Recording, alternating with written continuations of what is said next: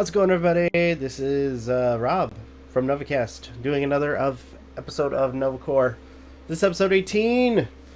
18. And good lord, it is, I took a break watching that god-awful Hellboy movie. And now I'm kind of pivoting, focusing back onto the Conjuring-esque films. And with this one, or at least this episode so far, we're more so going to focus on the Curse of La Llorona. Now, this was released in 2019, directed by Michael Chavez, written by Mickey Dautry, Tobias Laconis, Linda Cader, and I screw up these names. I do apologize.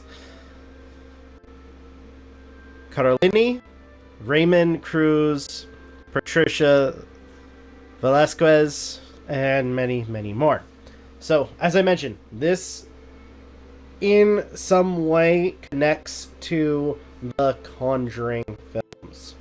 In fact, a couple times we are reintroduced to the priest that showed up a couple of times in the Conjuring, or not the Conjuring, but more so the Annabelle films.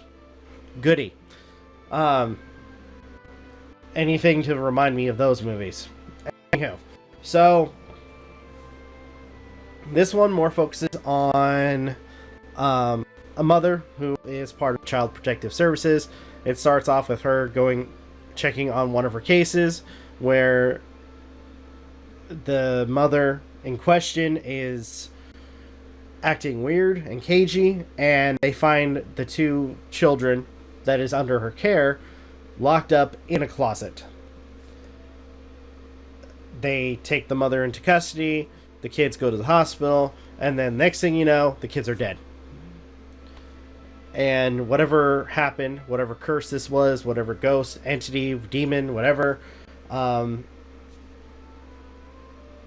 ends up attaching to her kids, because for some reason the mother thought it would be a good idea to bring her kids to, crime scene of two kids that were drowned. But regardless, they get cursed. Danger ensues. Both get cursed. Well, sorry, one of them gets cursed first.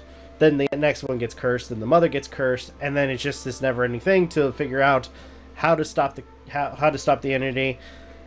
Eventually involving a witch doctor who used to be a priest. Apparently, if I got that right from the film. I'm sure there's another term for it, but like, you look at it and a lot of people are just going to say witch doctor. But regardless, in a sense, with his, knowledge of the supernatural, paranormal, and so on, they're able to try to stop the entity. Now, I want to say right off the bat, something I kind of wanted to wait on to talk about is one of the very, very first moments of the movie is getting to understand what the entity is, where it comes from, what it is. And honestly, for some reason, it started making me think of The Grudge. I don't know why. Maybe because, it is a vengeful spirit. Which, I want to say this, by the way, for anybody who knows, basic, ghost lore, La Llorona is, in a sense, more so of, a Mexican, is part of Mexican folklore, but is intentionally,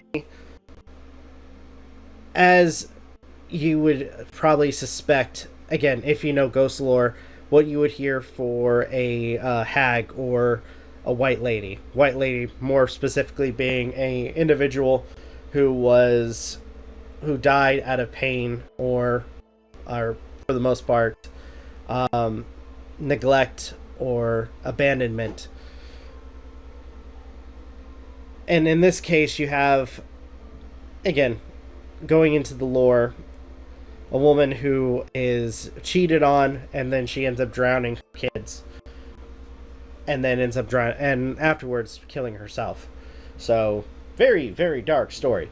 But regardless, I thought it was kind of cool that they showed a little bit of the backstory of the entity, so we know what we're dealing with for the most part.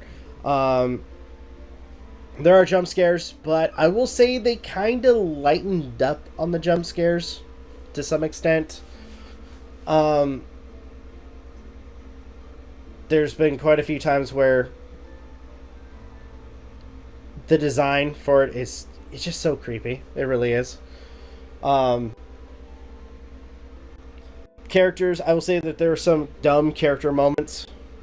Like, there's a point where literally the little girl, like, they have this whole, like, you can't move the seeds. The seeds are the barrier that keep the demon from entering the house.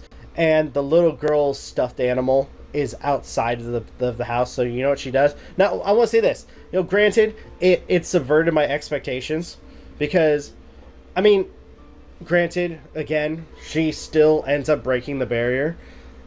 And my expectation was it was going to be her as she's trying to get this stupid bear, or at least a freaking, like, it's going to get yanked, or she's going to get yanked and it breaks the circle. But no, what ends up happening is she does end up getting it, and as she's being yelled at by her mom,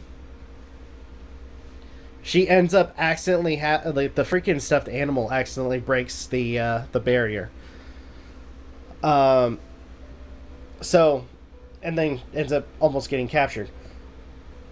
Now, another thing I want to point out too is there's some serious, like, almost Freddy Krueger logic with this entity, where at one point they're kind of tossing around with the demon or entity, and I'm using quotes, by the way. I'm gonna use quotes to kind of classify this character. Witch Doctor is able to do something to banish it from the house temporarily, and the mom is able to get hold of a necklace that belonged to La Llorona, and that ends up being a kind of catalyst to help them try to defeat it, though not entirely, considering that by the end they literally use a freaking cross to banish the entity for good. But they also end up giving it to the priest. I think it was the priest, on the top of my head, where he's all like, I know somebody who will, like, take care of this, like, kind of indicating that he knows Ed and Lorraine Warren.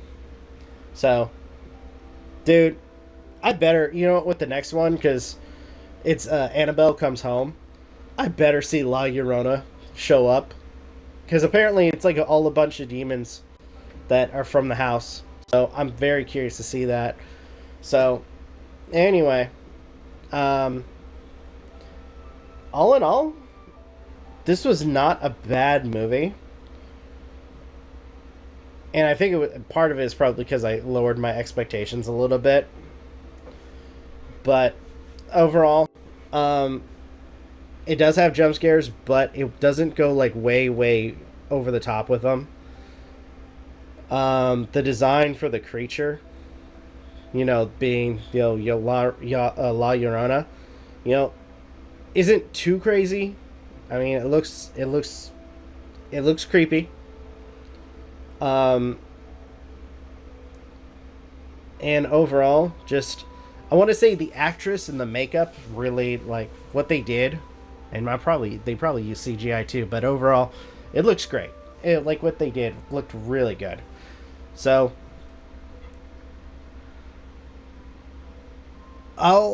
besides, I want to say dumb character moments in the film, which there are a couple, which, you know, now that I think about it, all of this could have been really avoided by the mom not taking her kids to, again, the crime scene where the two boys drown towards the beginning. If she wouldn't have done that, then they would have been safe, and all of this wouldn't have happened. But regardless, it happened. And so, anyway, I don't think I have anything more else I need to say. It's an okay movie. Rating wise, I think I'm gonna give this stream it. Just stream it.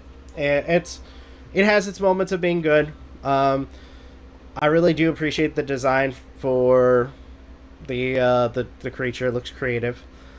Jump scares weren't like the movie wasn't over cumbered by jump scares. I would say when it was necessary, jump scare. Okay. In terms of lowering, or in terms of like what I expected, there were some things where it kind of took me off guard, but overall, there are moments where you do have really dumb character moments. So anyway, I'm gonna give this a stream it. Again, thank you all for watching. Truly appreciate it. If you guys can, please leave a like, comment, share, subscribe, all the good stuff. If you guys want to follow us on social media, links are in the description down below, as well as check out our daily content and the weekly podcast. With that being said, this is Rob Novakast, finishing off another episode of NOVAKORP. Signing off. Have a good one. Take care. And I'll see you guys next video.